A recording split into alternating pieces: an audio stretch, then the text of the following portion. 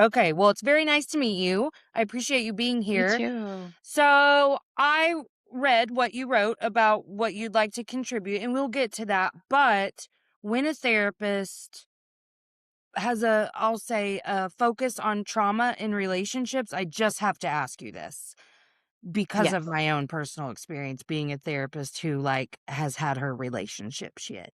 Um, Mhm. are you drawn to that because did you used to be a little bit of a shit show in relationships, or I think I definitely have had a relationship that was not healthy at all and realized that there's better, that we don't have to settle. And I think that's a lot of times what happens is that we end up settling in these relationships because we've been in them for so long. I was in like a 4-year relationship that started in high school, Oh, and our brain is still developing.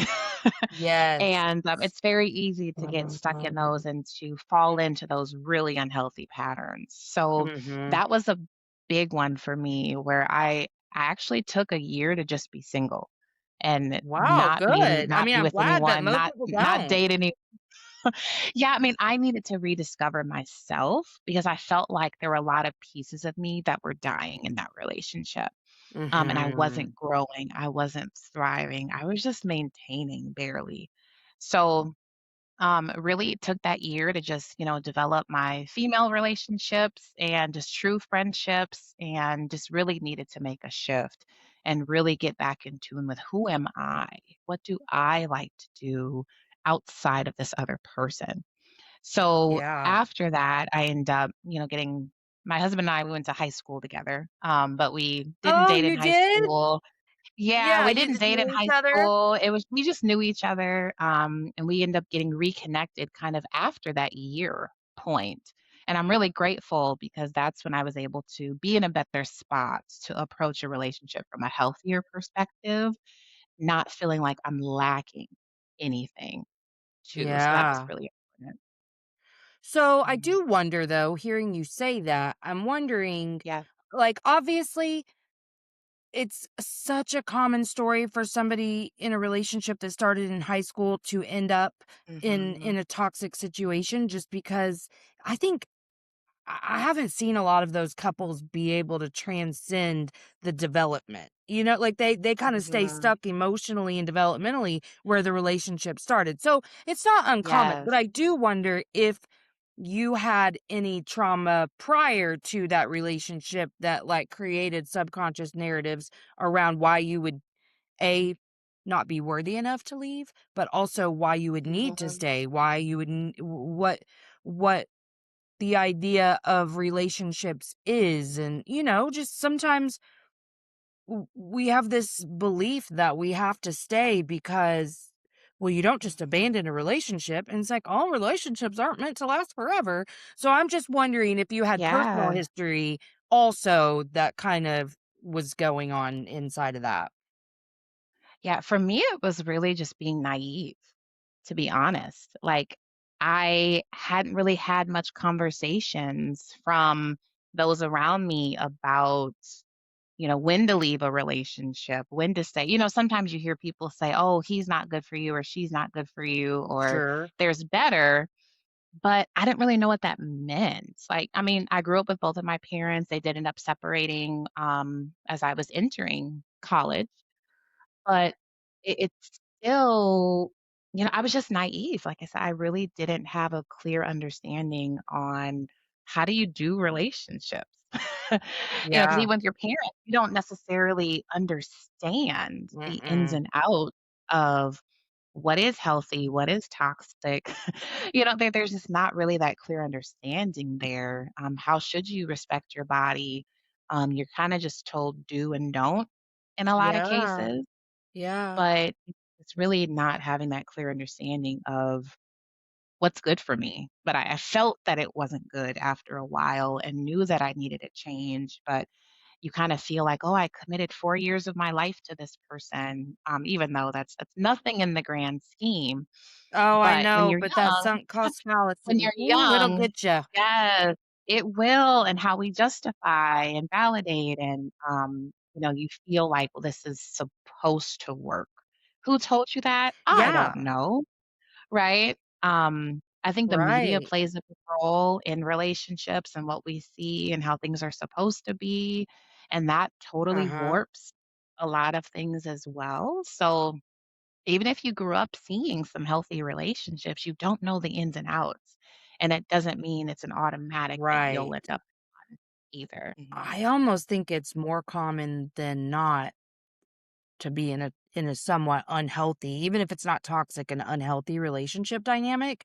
And I will say, this is where I really just praise social media for being a thing. Like, I know we're all Sure. addicted and, we need to get off our Yep. screens, but I'll tell you, I'm so thankful for the information that's out there because I didn't even know about trauma really Sure. before Instagram. I mean, that was my first Sure. real I heard about PTSD in veterans in like the late 90s, Mhm. and that's all I knew about it. Oh, okay. I didn't realize I had complex post-traumatic stress. Like, oops. I mean, it's Mhm. taken Right, years to that's a thing. unravel. Yeah. And so, Mhm. hey, I'm so glad there's all these random people. Because if you don't like the way this person says it, you can listen to this person. But there's all these people that are Exactly. explaining what we're talking about now. We have podcasts. There's so much more than just a movie that's never going to give you the right information. Mhm. So, Mhm. what was I gonna ask? I wasn't ask, but I was thinking too that why it's important the work that you do around trauma and relationships and trauma in Mhm. relationships is because Mhm. trauma really does separate you from all the things that you need to understand to be healthy in general, let alone inside of a relationship. And in hindsight, Definitely. I'm sure that you can see like the things that you listed off. Oh, Mhm. yeah, not having any sense of self outside of this relationship, uh, all the Mhm. self-abandoning I'm doing to stay inside of this relationship, all things Yep. that happen related to trauma too. Mhm.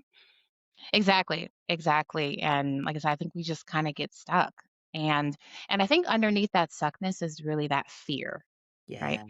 The fear that, "Is this really as good as it gets? Can I Ooh, find something better?" yeah. Right? Mhm. Um, "Is Am this I how it's enough to be supposed on to my be?" own? I mean, financially, Exactly. like, to Right, navigating and the the world. fear Yeah. yeah, the fear of abandonment, the fear of, what is life like without this person? How do I do that? Am I able to do that? Because that doesn't match the concept that I've built up over the years, right? Mhm. Yeah. So I think it's realizing that, you don't have to be stuck. There are so many other people out there, but also you need to be okay with you before, you even consider someone else. And I think that's a piece that many people are feeling incomplete and they're trying to have another person complete them. And that is not the best setup for that. Yeah, I'm guilty of that. I was really, really psycho. And listen, when Jerry Maguire came out and she said, "You complete me," I've never felt more seen. And I was like, yeah, this is so that's okay then. Like, oh, okay, yeah, Mhm. because that's how I feel. So, and I think it's Sure. hard for people to understand what we say sometimes whenever we're like, you need to be okay with you.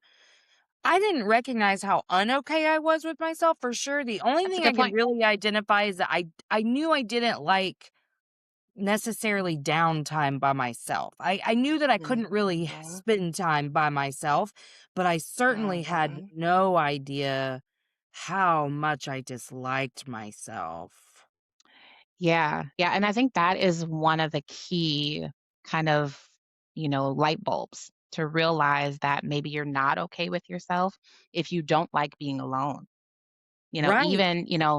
Even just the downtime from the day, if you feel like you have to be doing something to occupy Mhm. yourself, Mhm. that silence is scary, right? If silence feels too scary for you, that may be a cue that, hey, maybe I'm not actually as okay as I thought, Yes. right? I think that's one light bulb for sure if you're afraid of silence because you don't know what thoughts are going to come.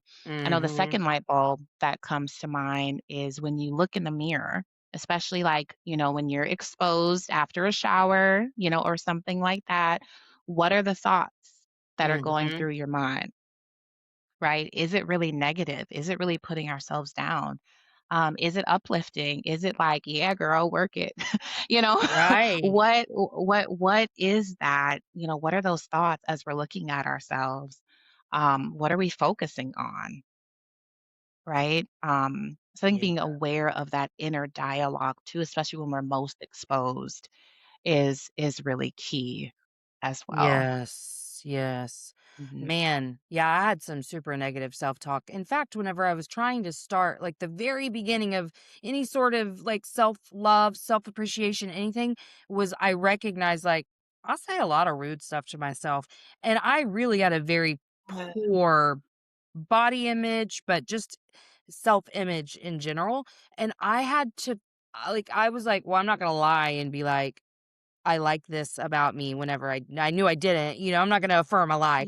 So I was like, Yes. "What's one Yes. thing that you can focus on, though? If you're going to look in the Yep. mirror and you're gonna say something, what's one thing that you could say?" And I was like, "I like my eyes." And literally that's where I started, where I would if I Exactly. was going I really didn't I spent time away from the mirror intentionally for a little while I Mhm. was doing this Mhm. because it was a trigger and I knew that I wasn't managing it well, Yep. so I had to, like, slowly start giving myself compliments outside of the mirror, and then now it's funny because Mhm. just this I've gained so much weight, and just this morning, I remember thinking after the shower, like, I feel pretty neutral about I mean, I'm not happy that I've gained weight. I don't feel great Mhm. physically, but it is what it Yep. is, and I'll deal with it. But like, I felt real neutral about it, looking in the mirror, and I was like, "Good Mm. job. Okay, great." I mean, because you don't have to love that Yeah. you've gained a bunch of weight, but I don't hate it either. You know? Oh, yeah. Yeah, absolutely. And I think you brought up a really good point about, in essence, you were talking about affirmations, Hmm. right? And a lot of people hear, yes, say good things about yourself, speak life to yourself, speak love, all of these things. However, if it's not genuine, Yeah, your subconscious is not going to accept it. You are it going knows. to It reject it knows when you right don't mean away. it. Hmm. Yes, so you can't just be saying these like, "Oh yeah, I'm amazing and I am beautiful and I just love myself," if you know that none of that is even close to being true, right? It's important to start with, what do I actually believe, right? Hmm. What's something that I can believe, even if it's, I'm getting better day by day, Yeah, or even something even if the small. beginning is Or just stop Yep, saying rude stuff about yourself. I am really big exactly. about because I always thought self-deprecating humor was just so funny, and, that's not the truth. Oh, We all know why people do that, but that was what I yep, chose to do to yep. mask, and I did it Mhm. so much that it became, like, Mhm. so much a part of what I was talking about. So then whenever started, like, doing all this stuff, Yes. I was like, "Okay, I do not say bad things about myself." So now, no matter I rarely happens anymore, but if it does, and I make a little jokey joke, I stop and I go, "Actually, that's not true, and I shouldn't have said that." And I do not care who I'm talking to, I will do that. Even if it's like me and I stubbed my toe and I was like, "Oh, that was so stupid." I don't care if no one's around, I'm like, "It wasn't stupid, it was an accident," and then move right on. Like, I'm very careful about the way Yes. I program my subconscious now. And that's huge, and it's doing it when no one's there, right? Mhm. Because if you practice it when no one's there, it'll be much easier when other people are, because you're building yourself up. That inner dialogue is huge Yes. in how we show up in the world. But yes, like you said, something that's a simple mistake, you stub your toe, of course you didn't do it on purpose, Right. you know? Well, And I'm it sure really doesn't mean smart you're an people stub their idiot. toes. Right, right. But when you've had that practice of, like you said, the self-deprecation, it's so easy to So default easy. to that and Mhm. make it something personal about who I am Yes. rather than it Yeah. being something outside of me, right? Yeah, but this was really my Mhm. first step too into being able to offer that to others because I was such a judgmental person before. But the nicer I've Mhm. spoken to myself, the less I've had those thoughts Yes. of others. And if I do, I'm so aware of them immediately. And I recognize that Mhm. I'm doing it out of fear of something. And so when I start to get really judgy, I'll be like, what's wrong? What look what why are we not offering them what we know we need? And they're not any different than us. Yeah. Right. Yeah, and I've learned that the things that we dislike in other people are the things we dislike in ourselves, Mhm. right? So it's really our own projection. Yeah. That because we don't wanna look in the mirror, as we were just talking about, Yes. and it's easier to point that out in someone else rather than to analyze our own behavior. Yes. So, yes. Yes, I think that's huge. Man. Okay, so Mhm. you became a therapist. Were you drawn to therapy Yes. after that relationship then? Not right away. I thought I wanted to be a physical therapist, Oh, because I had torn my really? A Yeah, I didn't really know much about therapy, to be honest. Okay. Yeah, you see a little bit on TV, but I really didn't have much exposure. So I tore my ACL in high school and went through the rehab, and I appreciated the encouragement. And, it was always all of the soft skills of therapy, but not realizing that therapy was a thing. Yeah, you yeah. know, so so I loved how they would encourage you and help, motivate you and let you know that you can do this and just being that support. I loved that about the physical therapy. And then when I got to college, I was in charge of a floor of freshman women when I was in the upper levels. And I would do work with them on, hey, let's remove the mask. Let's be our authentic self.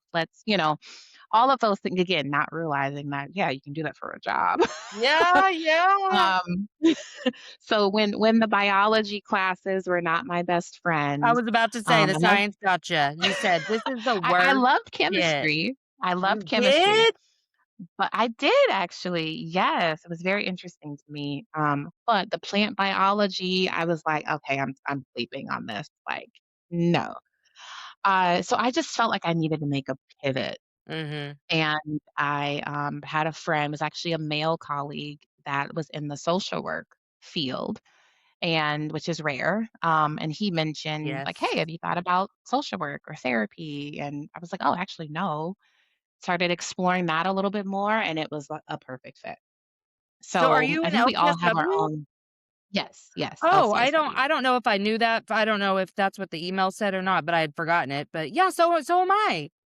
Nice, nice, yes. So I love the versatility that you can do with social work and doing Yes. therapy in so many different settings. I also work with older Mhm. adults, doing therapy, like, in nursing homes, been doing that for over 10 years. Yeah. I worked in the addiction field, with people getting out of treatment, whether it was eating disorders or trauma or substances or anything like that. Currently, I do couples therapy with my husband. He's a life coach. So we'll do couples therapy as a team. Then I That's also so focus on cool. high achieving women seeking more fulfillment. So it's nice. And I also juvenile corrections too. I've done that before as well. Oh my So, gosh, you really and have done every little thing, haven't yeah, you? yeah, Yeah. domestic I do violence. love that though. I love that you're able Yeah. to. Me too, me too. You're not limited to a clinic or anything Well, like because that. it's So also I've just so hard to figure out what you feel super led to because you know you wanna help people, you know you wanna help people in this way. yes. But, like, I used to Mhm. think that I would love working with children. Let me tell you, I really don't. I really don't. Mm-mm. Um, No. I I love my own, right, right. And but other than I like that, being a school counselor with kids because it was a mm, different, way of working with kids. I didn't like the system at all that was set up around mhm, that, but doing the stuff that I did with the kids, I liked that. So I thought I would like doing therapy with kids. Hated it so much, hated it so much because it triggers me because I can't yeah. I can't you can't teach them the things that you can teach an adult, and you're just teaching them how to cope with living with shit parents, basically, and Mhm. it's different if you're doing Yeah. grief therapy with a child than it is to, a kid who's Yes. come from trauma, and I'm like, I can come see me when you're 18 and you need to figure out how Right? to How recover to from function. that, okay? Because I hated it. I really d and then Same, the way kids yeah. manipulate and lie and get all, bitchy with you for no reason, like, all of it. I was like, "Ew, this is not my vibe." And prior to getting licensed, I worked actually, prior to education, I did, like, 10 years as a hospice social worker and then Okay. maintained Yep. part-time doing bereavement work for, like, 10 not 10 years, well, actually, a while that I did. I just Mhm. left that in October. So, I've had a few different variations too, but, I was afraid of the juvenile situation. I was like, "No." Mhm. Um, but I can see how you've landed on couples. Yeah, yeah, I love being able to do it with my husband because, like, that dynamic together Yeah. where both of us are, approaching it, and he may think of something that maybe I didn't or vice versa, and we're able to play off Yeah. of each other. I think if it was just me by myself, I don't think I would purely focus on couples. I would lean more heavy on what I'm already doing with the high achieving women, seeking more fulfillment and Right. emotional clarity and grief and trauma. I would probably stay in that camp, but I appreciate the balance of perspectives that we're able to offer Oh, in our yeah. work with our couples. So I really enjoy that. And they really enjoy that too, just being able to I bet. get more than one perspective. So it doesn't feel like someone is taking sides. Well, and that's the Um, part I don't like is because when I register yeah. it on someone's face and I know that they feel like, because in 1 minute, I am taking your side because I'm saying Mhm. that's the healthier perspective, and then in the next minute, I'm taking your side, but that's Right. just the way I feel about it. I'm not taking anyone's side. I'm here as an impartial person, but I know they don't get it, Right. and I know they take the feedback personally, and they do Yes. not Yes. I don't like the way I feel when I see their feelings get hurt. Right. Yeah, I mean, you do it does that tug of war that you can feel, and you're really being very careful, walking on eggshells, trying to be, cautious on how we explain something, how you Uh-huh. call something out, to raise that awareness too, because I mean, feelings are complicated, Absolutely, and I'm gonna be honest, right? eggshells are not my forte. I used to be beautiful at eggshells and caution, I am not anymore, and I kinda let Yep. clients know that right up front, like, I have Yeah. no desire to be that, so if you Mhm. get into this and you realize I'm not for you, you're not gonna hurt my feelings, like, you should absolutely find someone. Yep. I don't really ever lose clients from it, but I Mhm. want them to know because I do sometimes say it and usually I preface it with, "Well, I can't really find a gentler way to say this, so I'm just gonna say it like this." Yeah. But I mean, I think too, rapport building is important and they know Oh, how yeah. much I care Oh, yeah. about them, Yep. and that it's not coming from a Yep. place of judgment. Mm-mm. Mm-mm. And when you have that rapport, you can be more honest and direct. Yes. So that's my style too. I love to be just honest, straight up. Let's just be real, right? You're in therapy to grow, right? Yeah. You're in here not to just have someone be a yes person, right? And Right. just validate everything you're saying. I'm like, hey, can we be honest here for a minute? Did that get you the result you were looking for? Exactly. Exactly. One time I was like, "Honey, I'm not gonna lie to you, that was you being avoidant and paying this Hmm. person back for what this last person did. That's just the truth. You don't have to be mad Right, at yourself for it, but you gotta right. say it out loud, you know?" Mhm.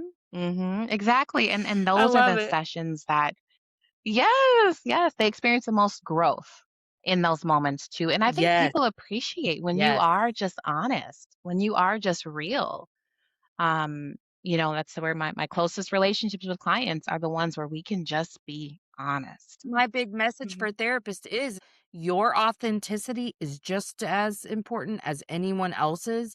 And, when I Yes. do uh any sort of talk, or, symposiums or anything, I'm always talking about how, like, first of all, you can only meet people at your current level of healing.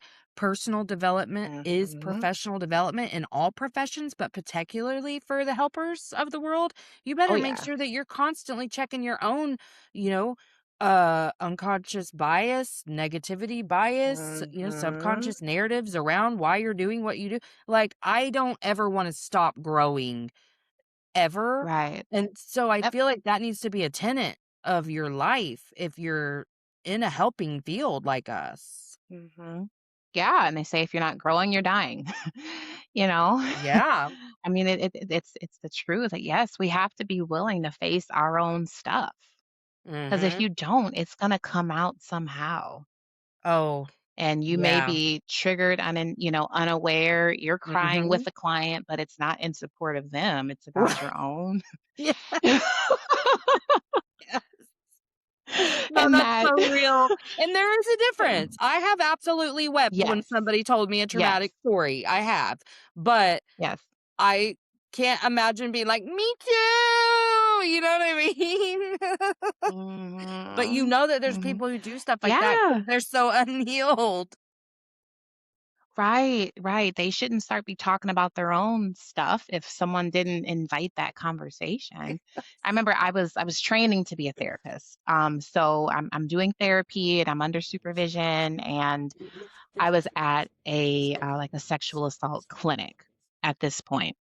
So again, all this intense work, right? Yeah. Um, but there was someone where she was dealing with the grief of losing her cat. Mm. And interestingly, at the time, my cat had also passed away. Oh. But so it was really interesting. I'm in there, I'm processing my own as I'm hearing her share that, and I'm just like, interesting.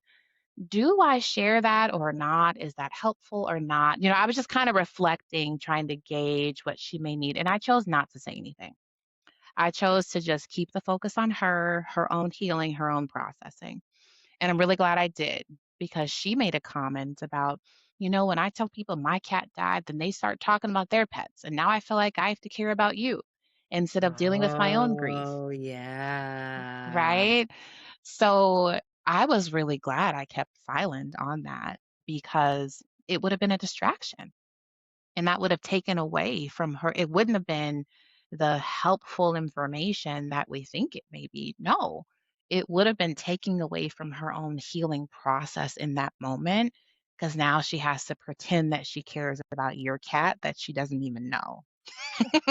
She don't give a shit about your cat. Okay, this is She does leading not. into a place that I really wanna go. So, I'm glad that we're talking about this because, I knew grief was gonna be a topic that we were, talking about today because 'cause you've experienced a Yes. traumatic loss in the last year, as have I. Hmm. And so I'm kind of learning what really makes me feel that way within grief, because the thing that I've learned more than ever is grief really is this experience. It's not a feeling, it's an experience, but it also shines Yep. this big fat spotlight on all the issues you had prior to the loss. And the Hmm. big spotlight that it really has been shining for Hmm. me is well, just the subconscious narratives that I have that cause me to push people away to keep myself Hmm. safe. And I've drawn a lot of parallels between my first loss that I had at 15 when my dad died of a morphine overdose Mm, to now losing my son mm. a few months ago, also to an overdose.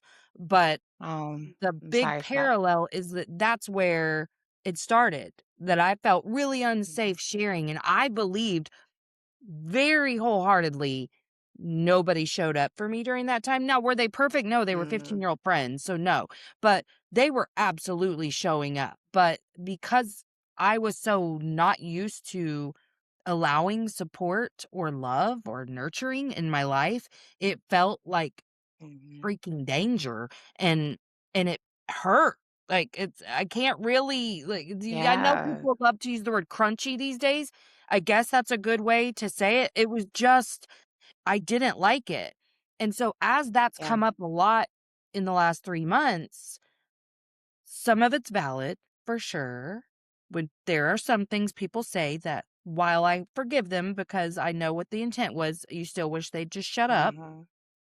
Yep. But then there's other things where it's just like, it's not that that should or shouldn't bother me, but I'm just noticing everything bothers me, and so that shouldn't be the Yeah. reason that I'm pushing people away. Exactly. Yeah, again, my condolences for your loss. Thank you. Those are huge and really hard, especially when you feel like it could have been prevented. Mhm, I think those sorts of losses really hurt, because we're also battling with, gosh, it didn't have to go that way. So I just want to acknowledge that. But yes, I think grief brings up our own stuff, our own insecurities. It really puts them on the table. It's also pieces mhm. about as a therapist, and when you go through grief, how are you supposed to be? You're Yes. supposed to be the strong one. You're supposed to be the one to hold up other people. But are you taking breaks when you need to? Are you stepping away? Right. Are you taking a day off if it's a really hard day and I just can't think of other people today. I need to take care of myself, right? So I think there are pressures as a therapist when you're going through your own grief of how you're supposed to show up for other people, Mhm. but don't always show up for ourselves in the way that is needed. Yeah, I think for me, immediately, I recognized I would never survive this if I do anything that I'm dreading to do. I can't Hmm. dread anything, so I dropped some clients. Anyone who was, like, Yeah. Yeah. inconsistent, I dropped them. Anyone that I just didn't Hmm. feel that super connected with, I dropped them because I Okay. can't have any conversations that don't light me up, and it's only the people Yeah. who are willing to go deep into their shit and get real and Hmm. let me be real. Like, I don't want any other kind of conversation, so I that Yep. did help, was to drop some clients, and obviously, like, I love doing this, so this is a great source of light for me too, is to be on the podcast. Absolutely. Um, Yeah. but that's the only way I'm able to show up as a therapist is because I'm not dreading any of it. Yeah. Some of my clients are my very OG ones that came to me whenever I first started to practice. Mhm, Some are new, but we're mhm, just vibing. And so as long as we're vibing, I'm good. I can show mhm, up because I can cancel a podcast in the morning and be okay to do something in the afternoon, whatever. I did have to last week cancel a whole day, but yeah, I think that's a good mhm, point about taking care of yourself. I think that's true in grief at all, especially when you, like, are a parent and experiencing any kind of loss and you have mhm. these other people that you're caring for while you're taking care of yourself. Oh, that's some nasty Yeah. territory. Oh, it's rough, it's rough. Yes, because I have an 8-year-old daughter, and the grief that I went through was losing a very close friend to suicide, Mhm. and that was, like, exactly a year ago, a few weeks ago, Oh, wow. and, it was really hard because my daughter, she's met that person and everything too, so telling her that they passed away just because my daughter is very empathic. She Yeah. is very in tune with what's going on. I can't fake Yeah. anything. There are moments I'm trying to Yeah. put her to bed and she's like, "Oh, are you thinking about your friend?" You know? Mm. And You're like, I'm like, "Me "Yeah. too." Yeah, I am." I had to just be honest, right? Yeah. Because they're watching us, right? We're modeling for them how we cope with grief, how we cope with difficult things. If I pretend that I'm fine when I know I'm not, they can read right through that. They see the truth, Yes, and it's like, and okay, but when the message is incongruent about anything truly, like, yes, when my yes, boys were little, I had friends who hid the fact, like, we were all chain smokers, 'kay? But I had friends who hid that from hmm, their kids. I didn't because I was like, yeah, "Well, that's a lot of work for like, I'm going on the porch, hmm, I'm not trying to, like, it was a whole thing. And yes, I just started to realize the fear and anxiety that you put in a child when you're being incongruent, when you're When they know Yeah, that's something huge. and you are lying about it in Mhm. any way, whether it's by omission or just flat out lying, Mhm. then they're left to figure out why. How good do you Right. think they are at figuring out why? You know? Not great. Yeah, they're gonna Yes, default to blaming themselves.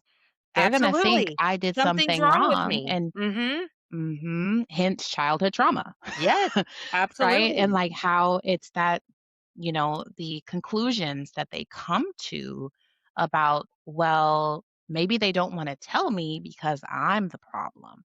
Yeah. Right? That's just how their little brains are trying to figure all this out. So when we're not being transparent, it just leaves them to put the pieces together and the pieces don't fit. At all, at Right? all, So they're and forcing these it. are things that people really think like, because I've worked in, death, dying, and grief for so many years, I'm always the go-to Mhm. person that people come to ask for advice if somebody's dying or how to talk to their kid about somebody that's dying or died, and so often I I Mhm. see them, well, not wanting to use the words dead or dying, and Yeah. also, like, wanting to not say the how, like, well, they were sick or whatever, and I'm like, "Okay, but they didn't have a cold, they had cancer. And so what's gonna happen is Right. if you say they're sick, this child is already gonna be freaking out Mm. and worrying. They now know people died. So they're Yes. looking for safety here. So if you say they were just sick, every time one of you sneezes, you're gonna activate their nervous system because they're gonna think, is this Yes. the time that you die from being sick? Right. So many things, and I'm like, Right. "I understand, you're just uncomfortable. You don't wanna have the uncomfortable, hard conversation. I get it, I do, but at the Mhm. same time, there's a big difference between cancer and the cold, you know? Like, you gotta Right. tell the truth about Yes. that, or even Yes. something like ALS. Let's explain that to the best we Yeah, for can sure. to a kid so that they can Mhm. understand almost nobody gets ALS, you know? Like, Mm. this isn't something you have to even when my grandma died, so Right, my right. children's great-grandma, I was like, "Hey, we're healthy. Everyone here is healthy. Grandma was this Mhm. age and she had cancer and she also didn't catch it in time. Some cancers are treatable, hers Mhm. wasn't because she didn't go to the doctor. So all those factors combined, that's what happened. We're all safe." And they Yep. respond to that. But that's ultimately what they want to know. Am I safe? Are you safe? I can't lose Exactly. you. Yep. So are we okay here? Yep. Right, and giving that reassurance. Yeah. Yeah, but we have other people where we have loved ones that have cancer and someone in our neighborhood, and we were able to talk with her about that. And, because she noticed, whoa, her hair is gone.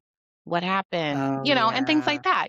They see the Mhm. change and having those conversations so they're not caught off guard or they're not being offensive, or anything like There's that, that too, too. yeah. So, yes, our kids are so much more aware than we really give them credit, and it's a disservice to pretend like we're fine or that everything is okay, like you said, that incongruency when they can see that it's not. Mhm.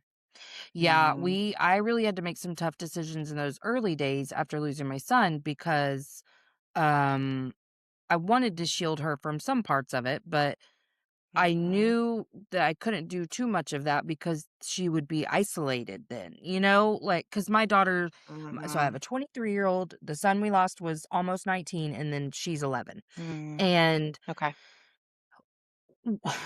he was an 18-year-old boy. So when friends of his started coming over, which I let them in his space and we sat in there and whatever. And then even like his little second family, his best friend's family who loved him so much, they came over. Um there was so many inappropriate conversations had in front of her. There really were, like to Mm, where I'd be cringing inside, but I had to make a decision to either isolate her or explain it mm, later. And so sure, that's kinda what I sure. did because it would be better for her to have information that we can process together versus being in another Yep. room where she's probably overhearing all of it anyway.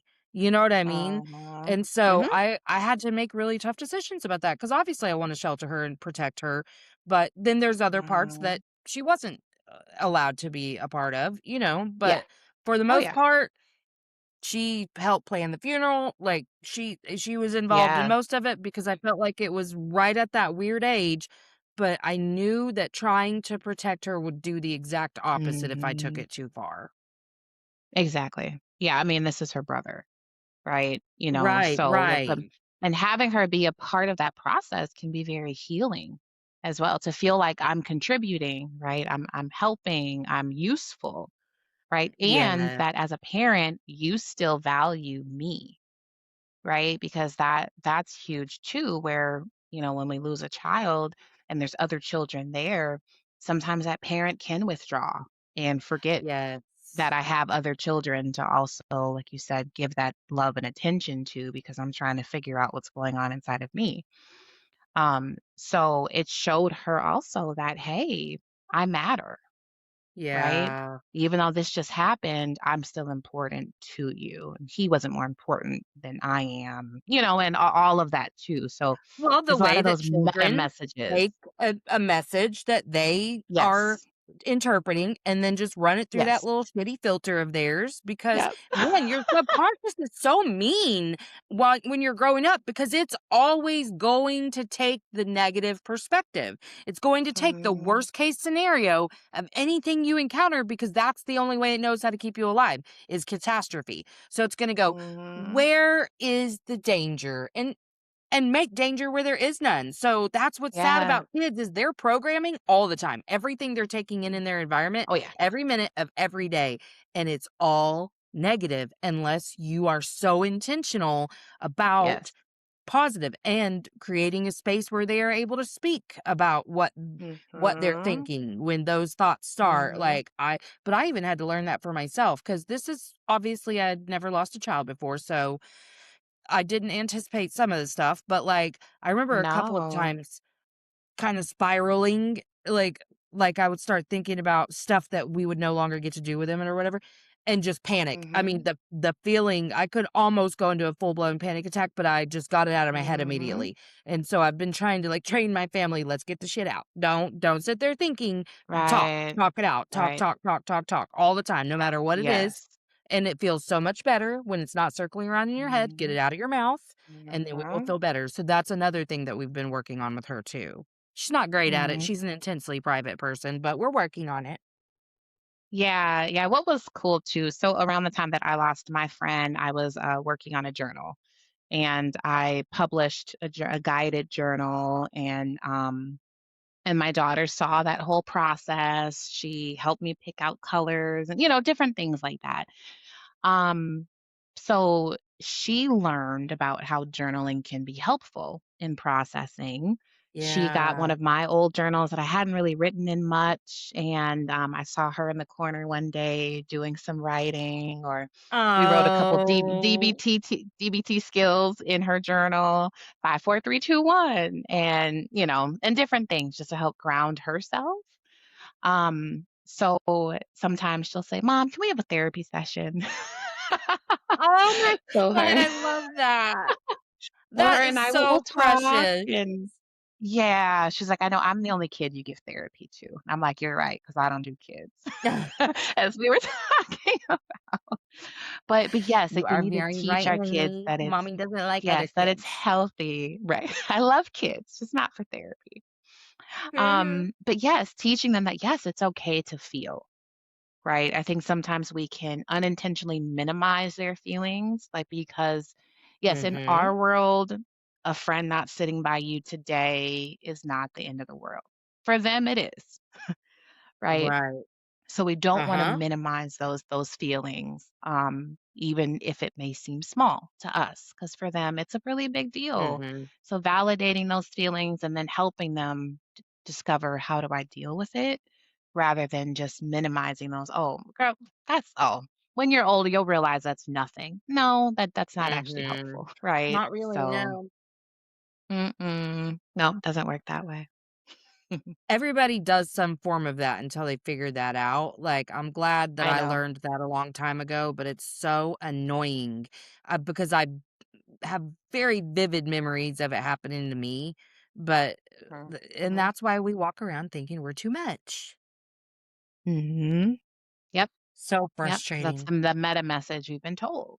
Yeah. Absolutely. Too much Mhm. and not enough all at the same time.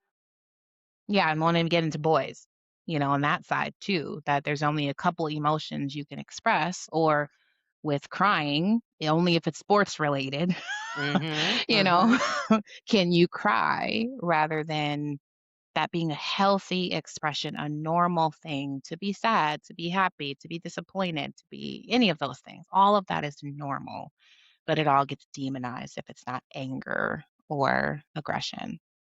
Yep, absolutely. Mhm. Okay, so you Mhm. have a practice now with your husband? I do, yes. So it's called Soul Journey Therapy and Coaching I Services. love that. That's a great name. Yeah, thank you. Where can we find you? So we have our website, which is souljourneyproject.com. We're also on Instagram, we're on Facebook at Soul Journey Project. If you go on our website, you can sign up to get our newsletter. We send out, really helpful information. We talked about, divorces. We've talked about relationships, personal accountability, and so many more coming down the track. Healthy intimacy, holistic intimacy. We did that one for Valentine's Day, that it's not Aw. physical side. There's so much more to intimacy than just touch. So yes, we would love to connect with you. We'd love to support you. We'd love to answer your questions on our website. We do respond if you fill out a contact form. And we're here to really help you on your journey. Well, I love that, and I will make sure to include all of your links in my show notes. And I've loved having you here Perfect. today. Thank you so much for being on. It was so nice to meet you. Thank you for having me. I really enjoyed our conversation. Good, me too. Okay, I'm gonna press stop if you'll hang out for just 1 sec. Thanks for coming to Emotionally Unavailable. If you haven't already, like, subscribe, and share.